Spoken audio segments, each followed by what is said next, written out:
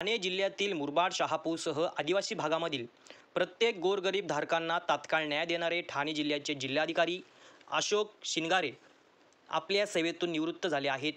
ठाणे जिल्हाधिकारी अशोक शिनगारे यांच्या सेवानिवृत्त समारंभाला राज्याचे उपमुख्यमंत्री एकनाथ शिंदे, वनमंत्री गणेश नाईक, शंभूराज देसाई, प्रताप सरनाईक यांच्यासह ठाणे जिल्ह्यातील सर्व आमदार, खासदार, सर्व प्रशासकीय अधिकारी, पत्रकार, कर्मचारी उपस्थित राहणार आहेत. 31 जुलै 2025 रोजी दुपारी 3 वाजता डॉक्टर काशीनाथ घाणेकर नाट्यगृह, खेवरा सर्कल, ठाणे पश्चिम येथे कार्यक्रम आयोजन करण्यात आले आहे.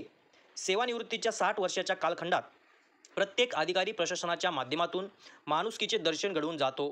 अनेक खडतर समस्या, संकटांना तोंड द्यावे लागते. मात्र त्यांच्या सहवासात अनेक लोकांचं संगोपन होते, मैत्री होते.